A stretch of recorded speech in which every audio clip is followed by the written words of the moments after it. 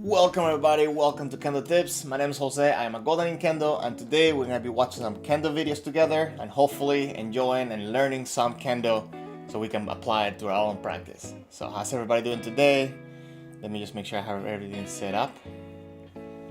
Okay, sorry guys, I'm starting a little bit late because I had some technical difficulties on the connection and so on, but we're here.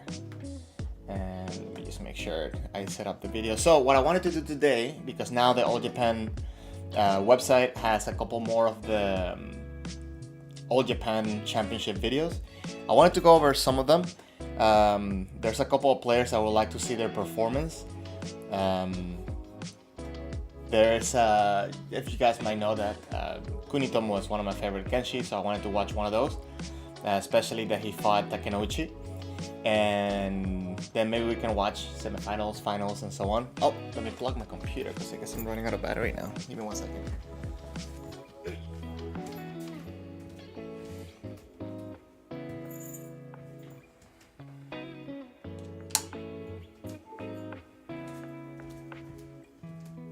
Okay, let me just make sure I can hear.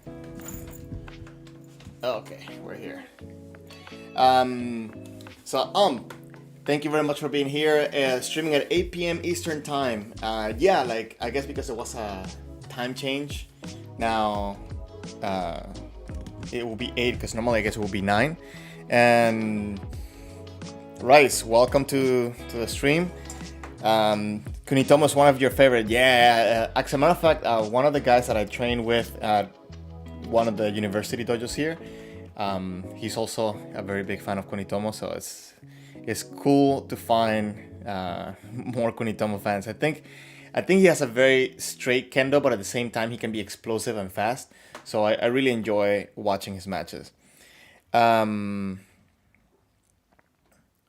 Wait. You said same here. Kunitomo is one of not your favorite kendoka. I think that was a typo there, but I get what you're saying. Hopefully, that's what you said. Let me just make sure that everything here is set up correctly, guys. So sorry, it's taking me a little bit of time. Okay, let me ask you guys something. If you can put it in the comments, how do you use video to improve your practice? Not only about recording yourself, do you record yourself and also watching Kendo, right? Kendo videos, whether it is Shiai, whether it is practice, and so on. Because for me, what I'm gonna do is I'm gonna share my current status when it comes to that. I do some dojos is a little bit hard for me to record, although it's very common to have people bring camera and just move it around. It's just because I guess so many things going on. I tend to have a little bit of hard time finding a place to put it where like, it's gonna be able to record. So, but I do try to watch my recordings, my videos, especially I want to watch more of my Kihon practices. So lately that I've been training with George McCall in Osaka, he's been recording some of the practices at school to be able to go back and watch, especially having a goal in mind. So lately I've been having a goal in mind, trying to put that and trying to figure out the spots where that comes up. But also watching Shiai and watching other people's Jigeiko and so on.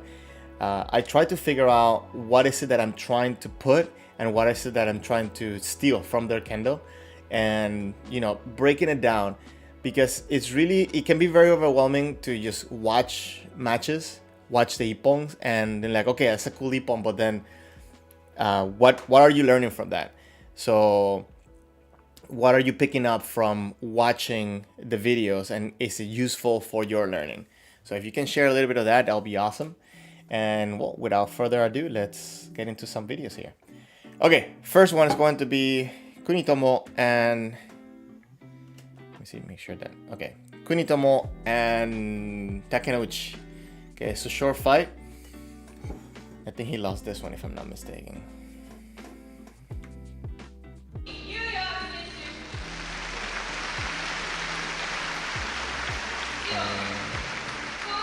Wait, hold on, wait a second. I need to make sure that.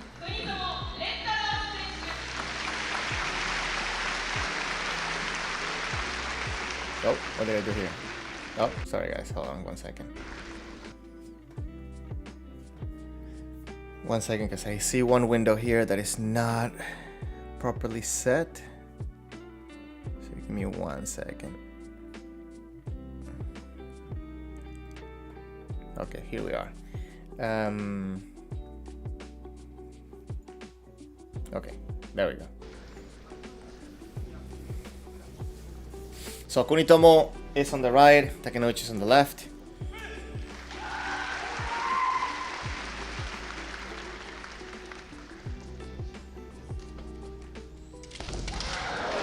Oh! Okay. It's kind of quick.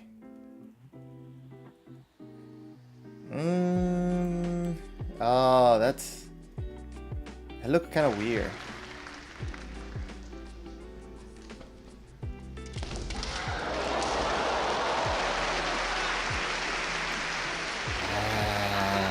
Kind of sucks seeing Kunitomo get score on so early like this, because I almost feel like Takenouchi kind of threw it there,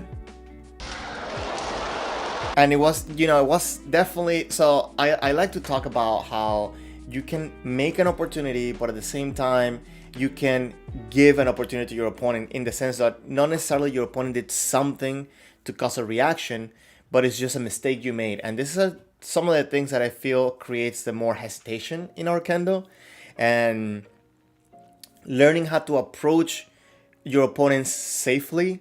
It's it's a challenge, and it tends to be the place where you can make the most mistakes, right? When you're approaching your opponent. And I feel that what ended up happening here with Kunitomo, he came in with a little bit of a blind kote in there, right? He kind of just went in for it and missed, and then went for a defense, right? And this is a very common defense for me as well, but I see it often. And a lot of times we feel that we can be protected by putting a shinai out like this, but it could be easy to get around and get score on.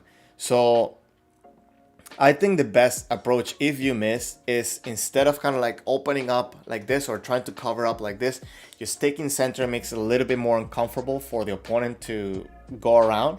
But at the same time, it kind of gives you an opportunity to kind of push off your opponent's sword by having your shinai in the center, right? So rather than doing this, just kind of after the kote coming in towards the center, probably gives a little bit of better opportunity. But that being said, I think Takenouchi had a very good reaction.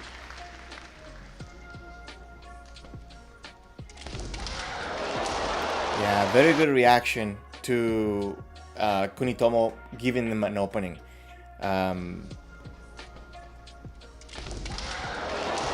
Very solid, very solid.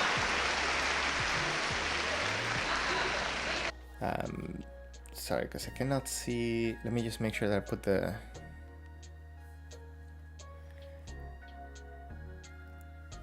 Okay.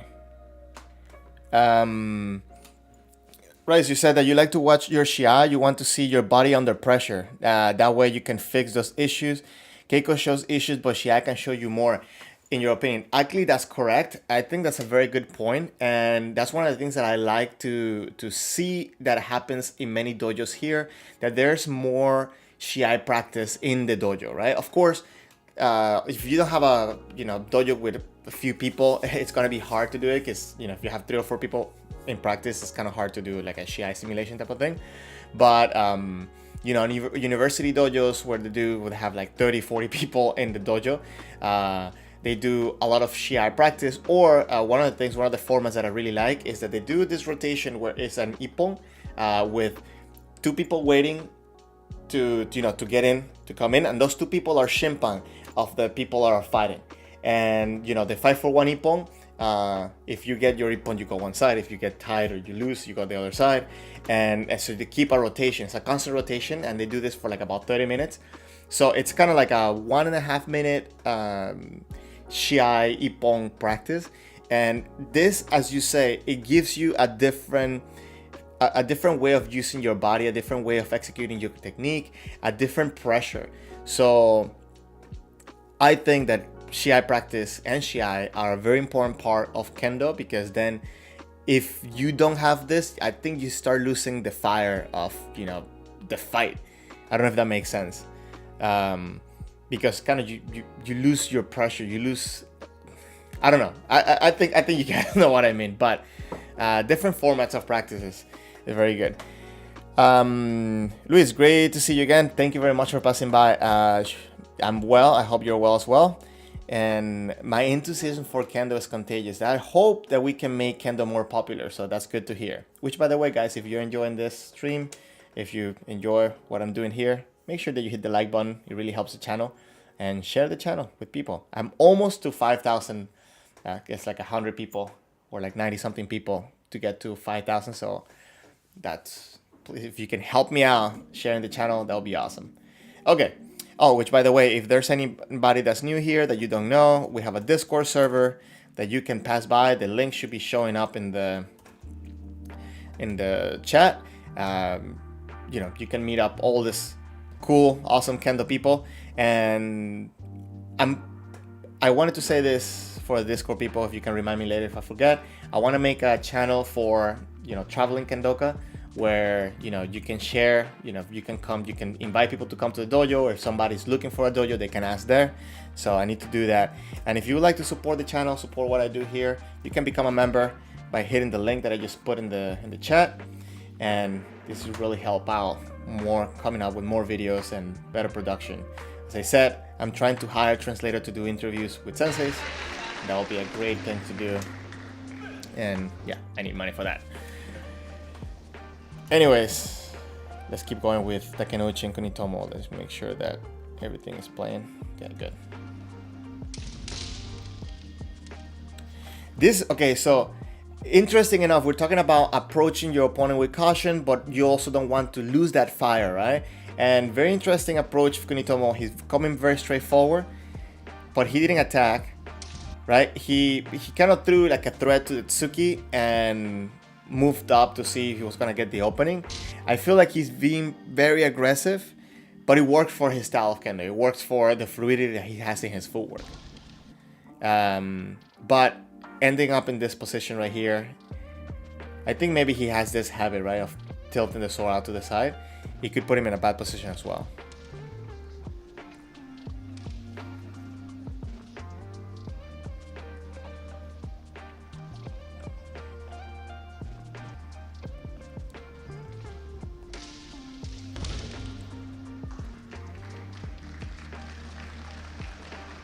I know he loses this fight, but I hope he scores 1 point.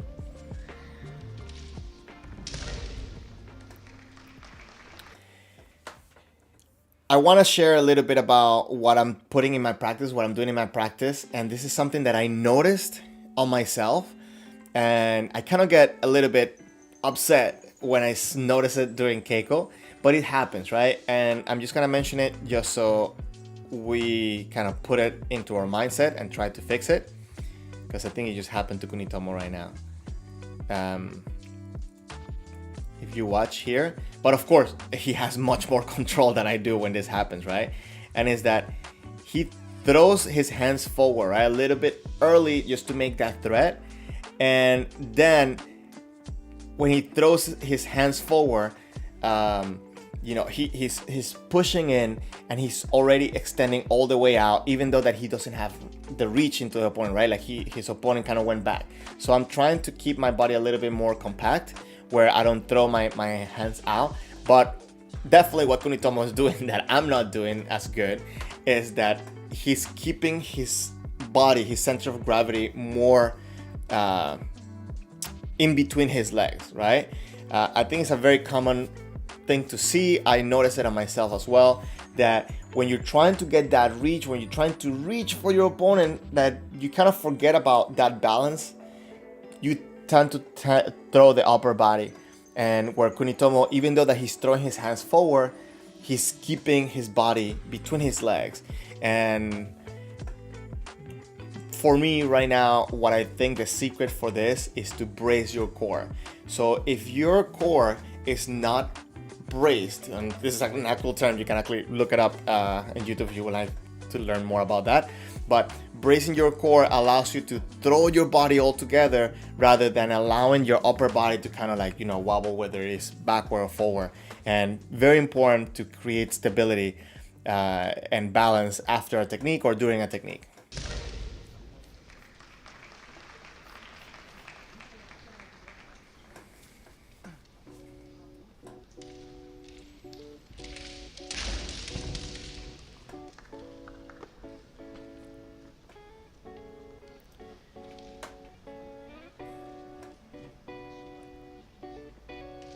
I'm gonna discuss about the style that I think Takenouchi is using right now. Thankfully, this is a short fight, so we can go back to it. We can go back and see it.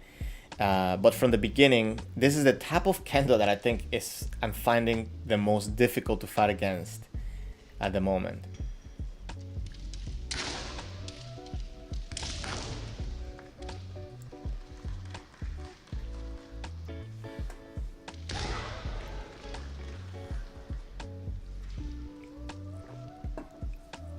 I can be very frustrating for Takenouchi the way that, I mean, for Kunitomo, the way that Takenouchi is fighting.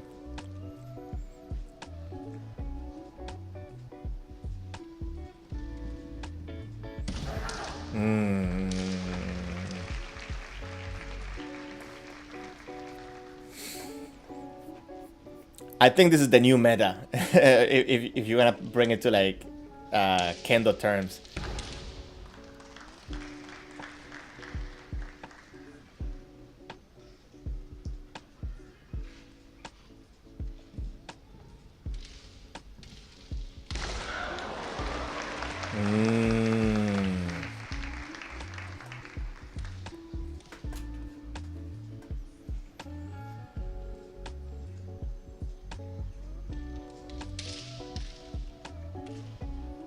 Yeah, we're gonna watch this fight again. Not the whole thing, obviously, but a couple of elements.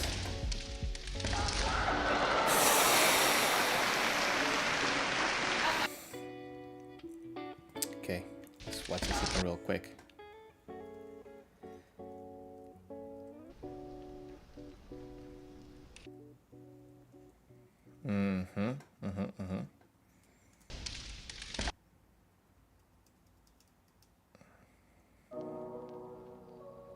So close though.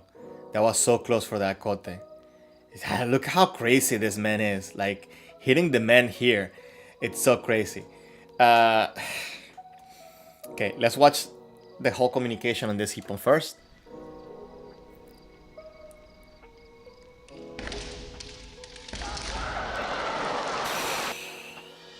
So, I think Takenouchi in this moment, he is fighting in a very conservative way where he is kind of trying to provoke Kunitomo to come and attack, right? And when Kunitomo does attack, he's kind of almost ready to always go back, right? And not necessarily as a way to, to escape, but kind of to catch the timing. How to explain this? How do we break this down? When Kunitomo approaches Takenouchi, you can tell that he is trying to bait him, to try to figure out the timing, the distance. And when Kunitomo does come in,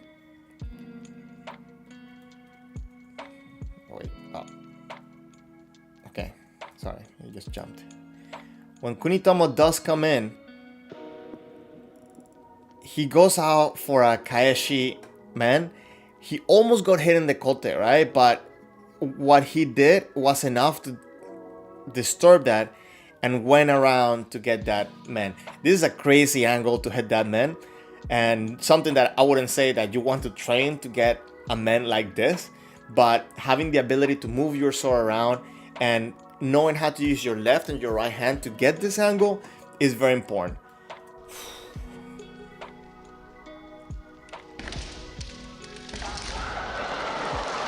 So, kote kaeshi men, very interesting use of this technique. Even though that he didn't quite catch the sword to do the kaeshi, right? He just did the motion. He just did the motion. It's very interesting and it's very important to know how to use your hands. So when you do these techniques, you don't want to, when you're moving the sword around your opponent, you don't want to pull with your right and push, right? Because especially if you bring it in here, you're gonna hit yourself. But you don't want to pull back with your right and then go around to push. You want to use your right hand a little bit as an anchor point. And yes, it does move, and you do, pull and push, or you move the hand. I'm not gonna say that. Okay, let me just start over.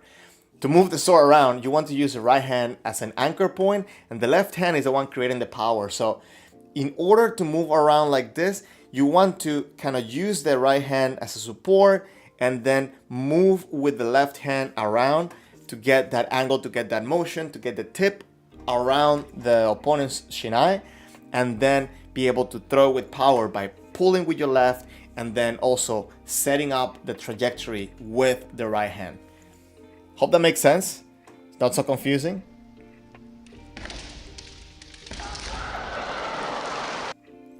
So if you watch it slow motion.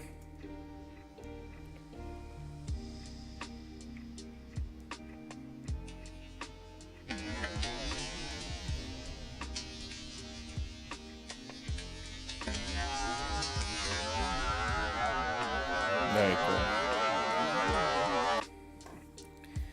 Okay.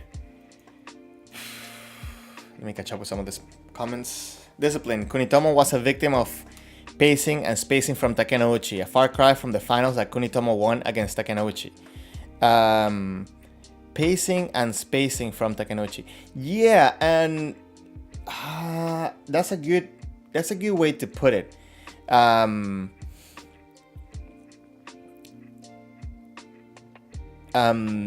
Sorry, I was also reading the comment above. When you were watching it live, you were Rice. You were saying that you thought it was Kote. Yeah, I think the Kote was really close. I'm going to say, and I was talking about how this is like the new meta for in Kendo, right? And I'm almost hesitant on saying this because I don't want people to start using, going backwards as a technique, because it can create a lot of hesitant Kendo. But I think what Discipline is saying is right.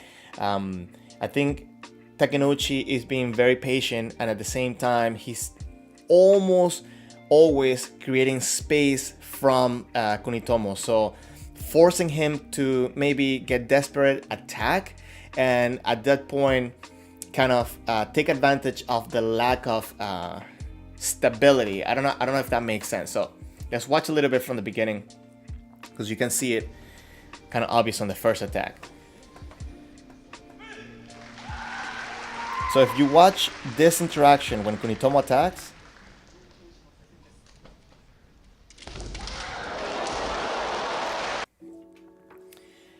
if you watch, Takenouchi gives a little bit of pressure, releases the pressure. Kunitomo's coming in with pressure.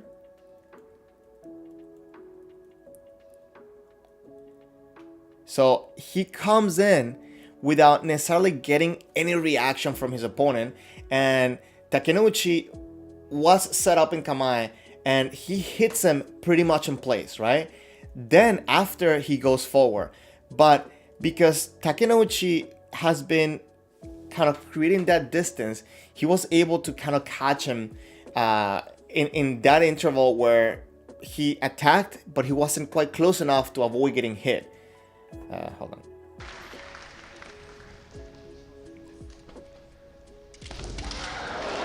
See, Kunitomo did come in, but he didn't come in enough to close that distance. So tough, so tough. But if you watch how the interaction is throughout the match, the whole time Takenouchi is going backwards.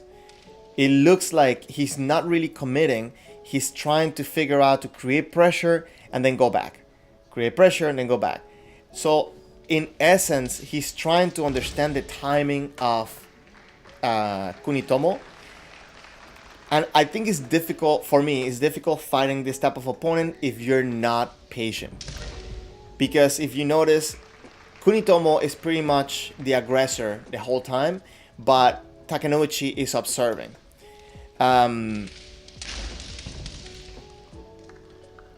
That being said, it could be a very effective approach against somebody, but it can also become a very reactive type of kendo.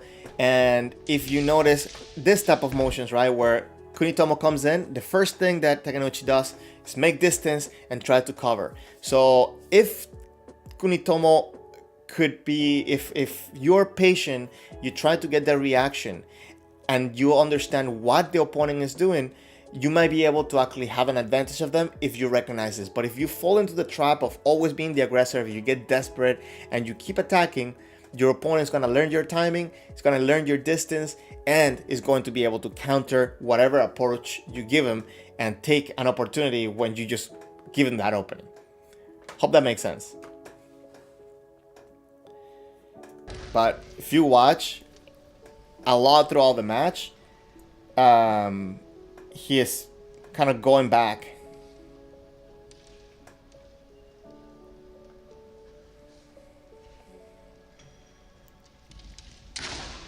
You see? There are points where he's holding his ground, but at most times he's going backwards, right? Watch.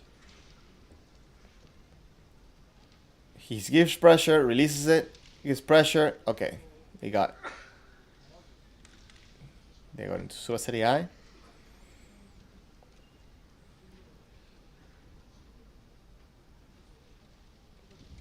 See? And I think it's a desperation that got Kunitomo.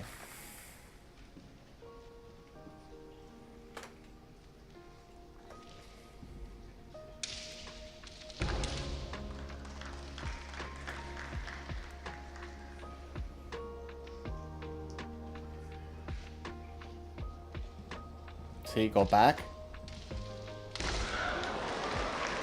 So I think that this is the only time throughout the match where Takenouchi was the aggressor, right? Like he came in, and don't get me wrong, great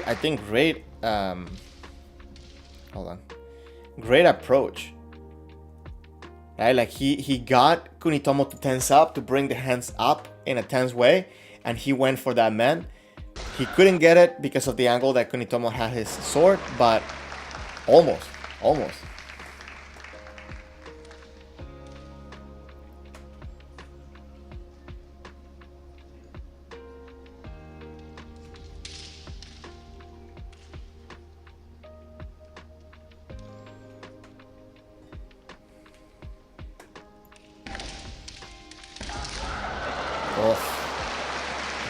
Very good. So let me know what you guys think. What do you think about this approach? And let's discuss a little bit, because I don't want people to kind of like creating defensive kendo, right? Like, or creating reactive kendo. It's a good strategy, and I think that Takenouchi is very well experienced, that if he sees that this is not working, if he's starting to feel overwhelmed with the opponent's approach, he can adapt to it. But it's obviously a good thing for us to kind of study and analyze it a little bit, just to make sure that we are putting the right things into our kendo. Because I use it sometimes. For example, if I'm getting somebody that is that I see they're attacking a lot, I try to catch that timing, catch those changes. So what I wanted to do,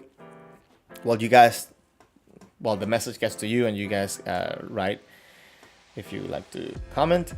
I wanted to watch the next fight from Takenouchi. So hold on, that was the 4th round.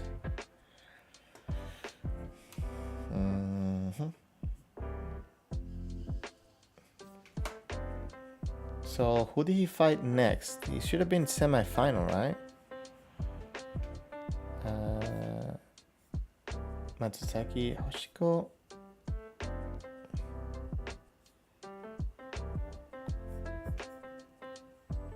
So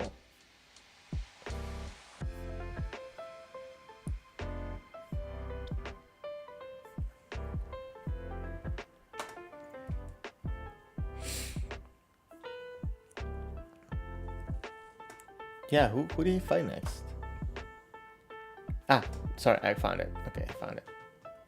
So this fight is a little bit longer, but still not that long. Great exchange. Guys, if you haven't, please take a second, hit the like button. It really helps the stream, really helps the channel. Discipline, you said it makes sense. Usually Kunitomo has a lot of composure. You think that that's why he has a lot of fans of his Kendo, but his match with Takenouchi Kunitomo is not in control. Listen, I wouldn't go that far to say that. Kunitomo, listen, it's big pressure event, and Kunitomo is not inexperienced at making it to the top on the All Japan. I think he has so many semifinals and above that he has been in, and I think it's just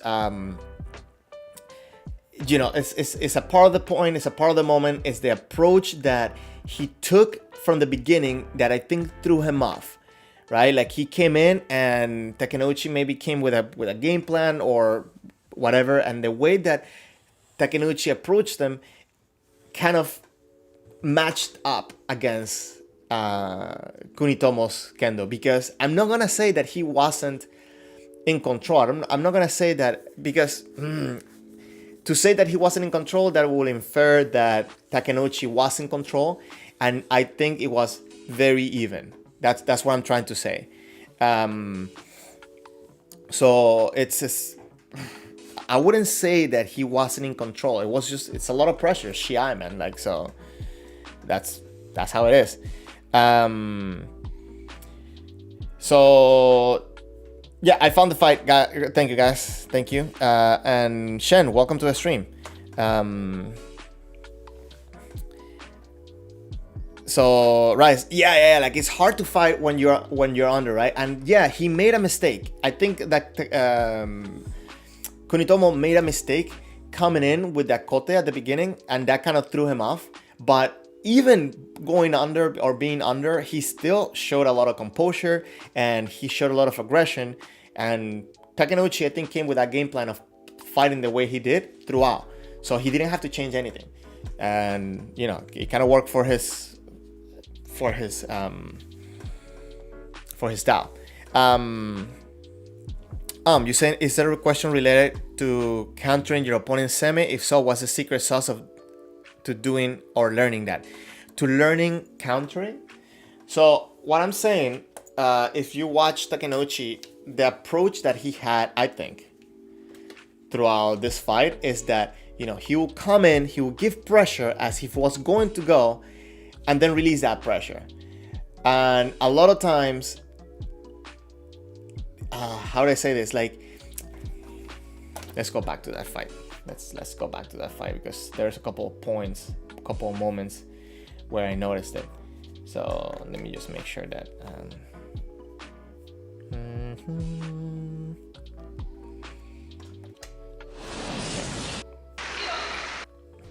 So if you watch, watch Takenouchi's Kamae once they re-engage here. I want a side shot, so give me a second. Okay. So if you watch, look at the motions or look at how Takenouchi's Kamae is. It's ready to go back, right? A lot of the weight is in the forward leg.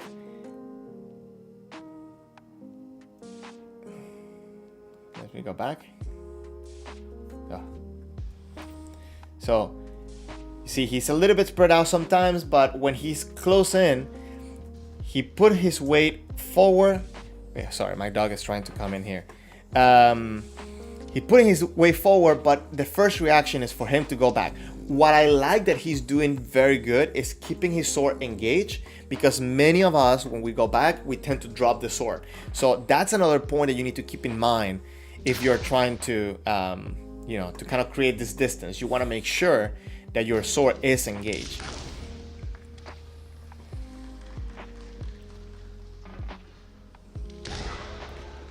That's that. Let me get there's another side shot here, maybe.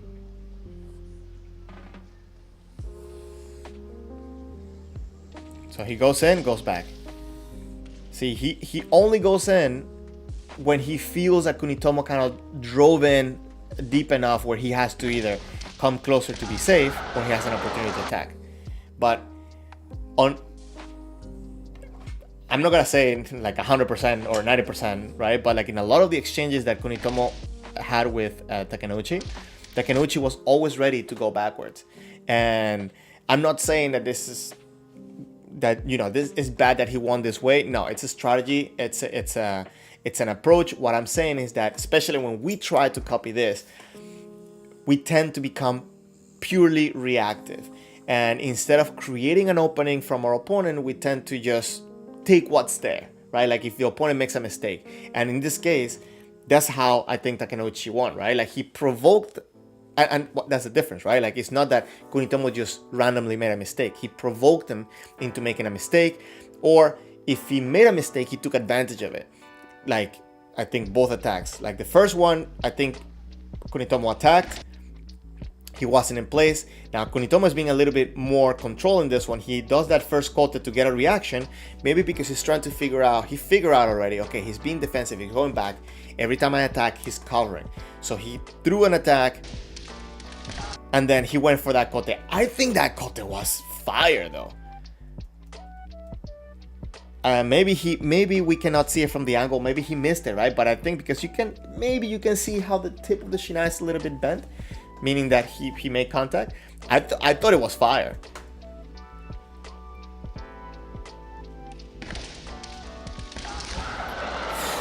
I really like that snap. I really like how he threw it out there, but he just didn't get scored.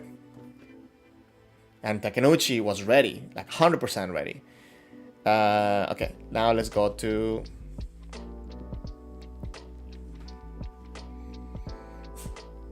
where's the semifinal? Okay, semifinal. There we go. Here we are. Okay.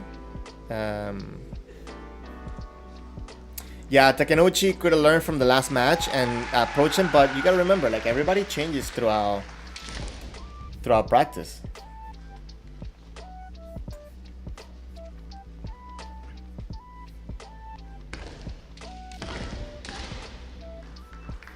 So, what do you guys think? You think Takenouchi is fighting the same way?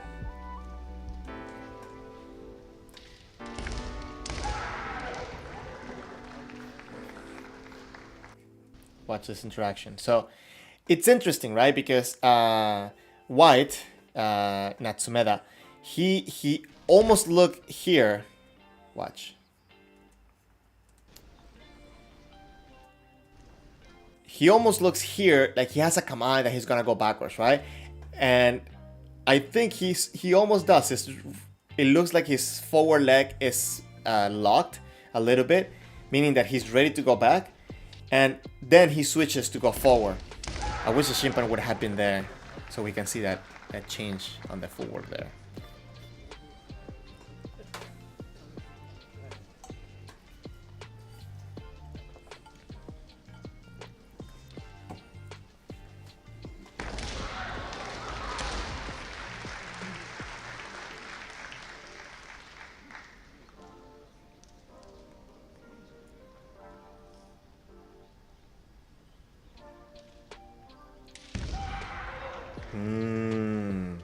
So I don't know if you noticed, and if I'm comparing him to Takenouchi, he's coming in and pausing more. You see, White.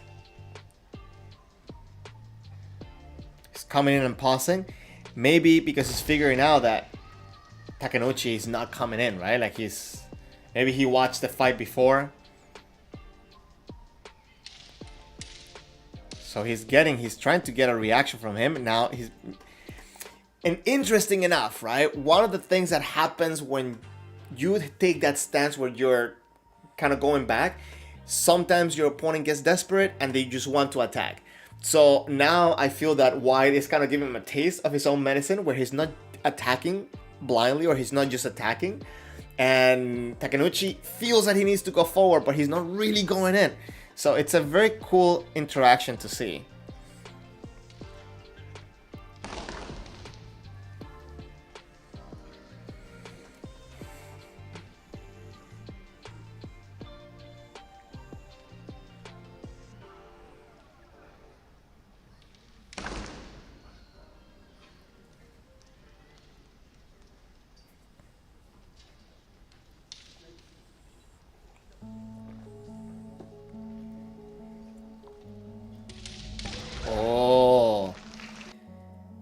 Very cool exchange. What's that? So one thing that I'm going to say here, you know, like you saw that White threw two taps on the shinai. He's throwing the taps before he gets full extension of his shinai. So a lot of times when I see people trying to get a reaction, trying to do maybe like harai, or trying to do like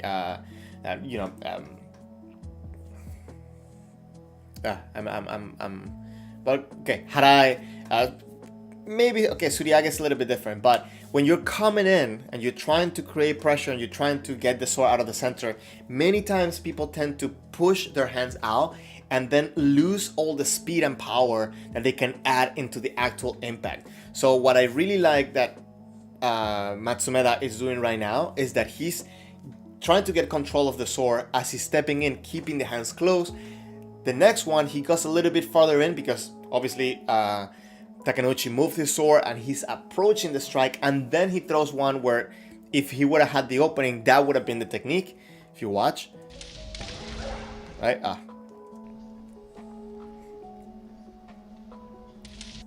So he throws here. Now at this point, he had the opportunity to go in another man, right? But it was a little bit awkward. So what he did is that he braced himself with the forward foot and then went around to get that man. But what I'm saying is that he is not letting go of the reach of his hands from the beginning. He's doing it gradually. And this is something that I think we should all put into our mindset during practice.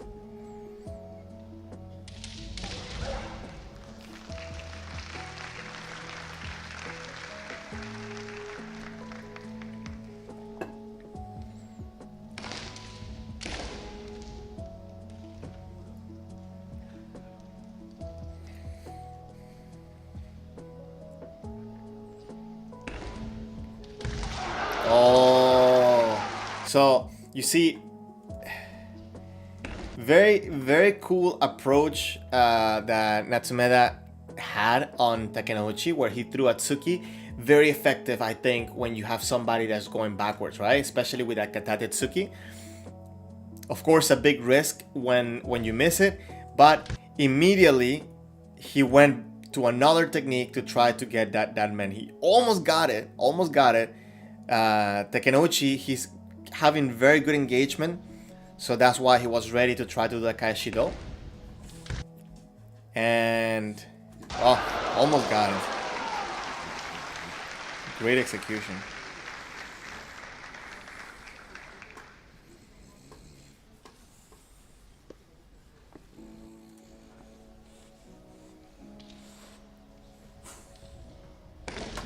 Oof.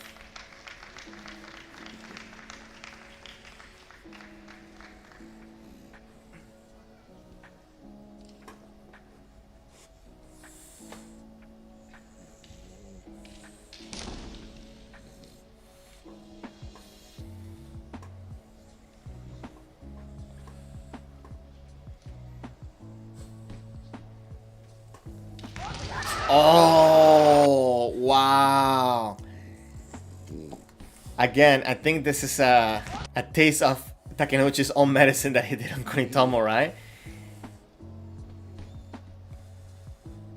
Takenouchi went with that Tsuki and Natsumeda went around for a Kaeshi man. Oof.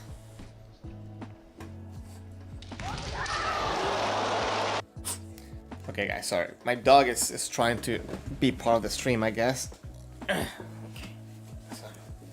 Okay, you wanna watch some Kendo too? You could chill. Okay, so let's see. So it's interesting. I wanna look at Natsumeda's footwork at this point.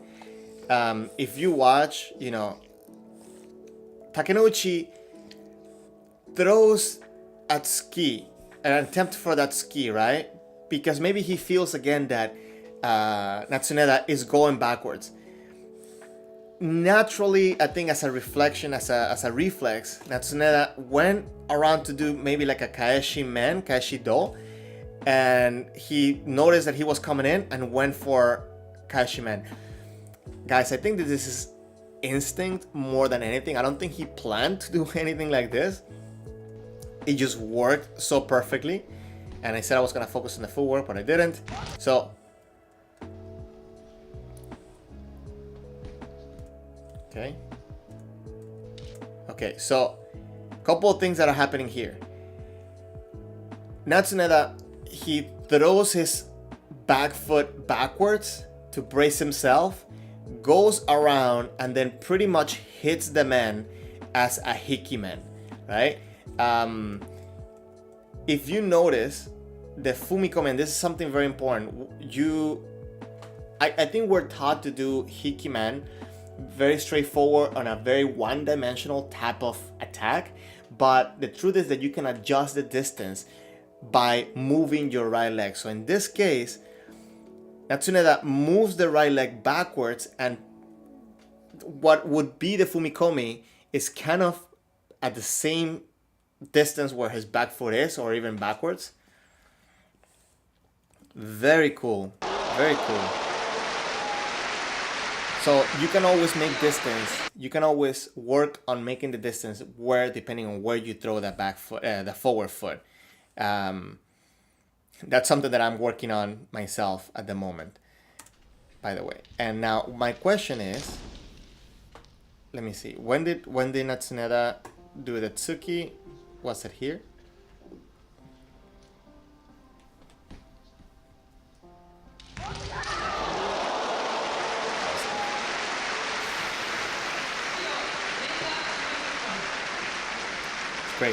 Crazy. So, just to recap real quick, when you have an ippon, when your opponent is coming in and you're trying to hit backwards, a lot of times we tend to do the fumikomi forward, but we can actually bring the forward leg a little bit back. If you want to be on the stream, just chill. You want to throw your forward leg back in order to make the proper distance so your shinai hits the target at the proper, in the correct part. So if you watch here, okay, dude, okay, you had your time, now go back.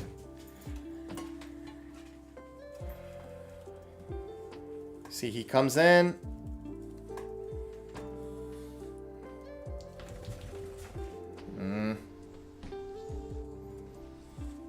Okay. You see, the forward leg comes back, and I don't think there's fumikomi, right? But the fumikomi would be right here, because at this point he's just pushing himself back, and fumikomi would be at this point. Very interesting. I think it's a skill that it's a point that maybe we don't pay too much attention to, but very useful to use it when the opponent is coming towards you and you still need to make distance and create power to execute your technique.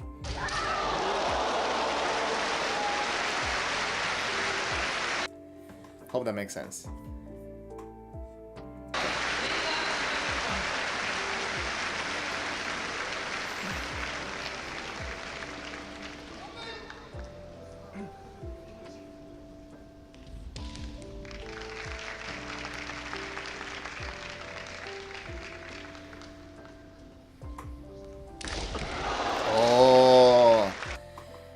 He almost kind of fell in for the same thing that Kunitomo did, right? He went for a kote here, and Natsuneda, and Takenouchi went around for that Kayashimen. I wonder if he isolates this into his practice and does this. You see, again.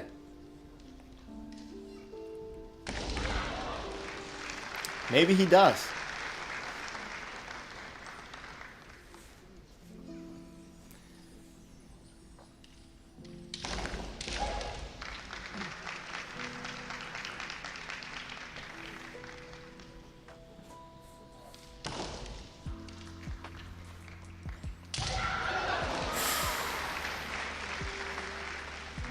So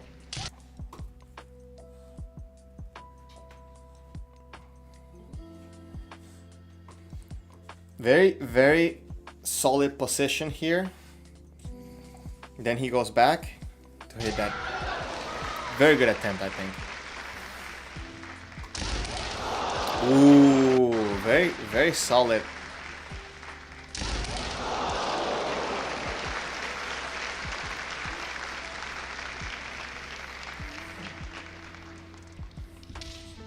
I just saw coming came in. Williams. Give me 1 second. I'll read your comment in a second. Welcome to the stream, by the way.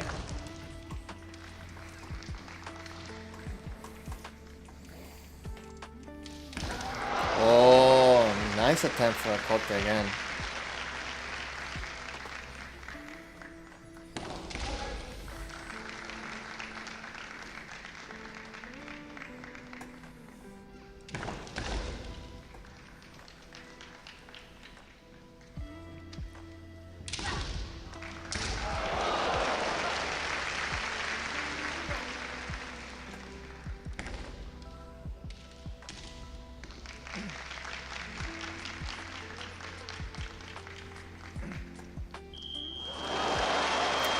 That was a very good interaction, very good exchanges from both of them.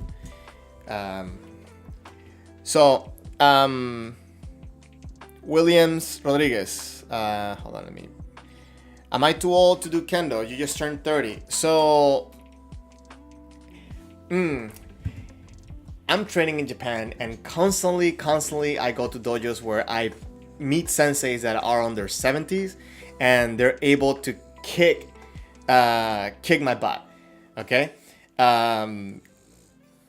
It all has to do on what your goal will be and what are you expecting to get from Kendo, right? And how do you want to do Kendo as well?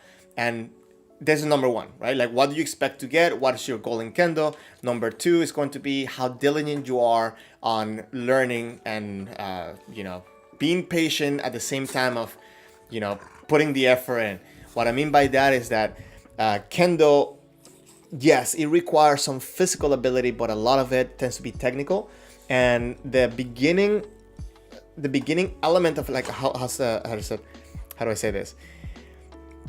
The beginning of Kendo can take a while in order for you to feel confident or to be able to, fight at the same level as many other people in your dojo. But if you're patient and you're able to go through that, you're gonna be able to, have actually good interactions at, not such a long time. So if you're gonna say that, it's like comparing it to like a musical instrument, right? Like the guitar, it can be easy to pick up and start doing a couple chords, and you can actually start playing some songs. So quite easy. But the piano, if you compare it, I think it might be a little bit harder to start actually being able to have fun with it. So I think Kendo will be closer to the piano. I don't know if that makes sense. But Kendo is one, as a matter of fact, as Rice says right here, is that it's a lifelong journey. It's never too late, because Kendo, it's made for longevity. So as I mentioned, many senseis that are older, they're able to come into practice and actually, you get to enjoy fighting against them. And I don't think it's too late. If you want to be competitive, I think you still also have time to be competitive. And again, it has to do with how diligent you are of understanding what you're doing wrong and how to learn. That's going to be key. Main things are going to be finding a dojo that is going to provide you with, let's say, good education. And it's a dojo where you're going to have people that they understand what they're doing. Because unfortunately out there's many places where there are a lot of things that are not happening as they should. So a lot of it has to do with finding a right place to train, finding the right people to talk to and to learn from.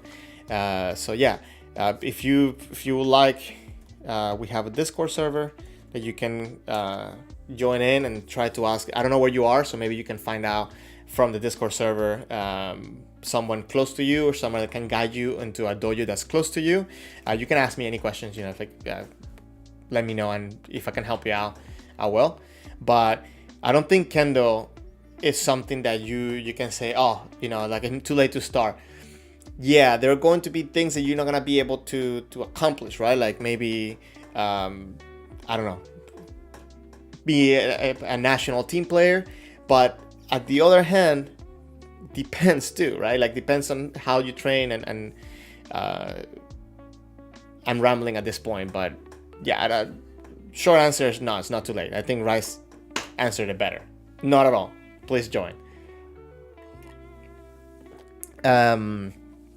Guys, if you haven't, please hit the like button on the stream. It really helps out. And if you can share this channel with anybody out there, that also helps a lot, because we're coming close to 5,000. And I have a couple plans coming up. I wanted to say this in the stream. I want to kind of start sectioning the stream in like, kind of like, what's it called? Yeah, different sections. I don't want to be redundant, but if you guys, I'm thinking adding on like maybe like a fun, like meme type of section on the stream, maybe towards the end. So I'm thinking of doing that through the Discord.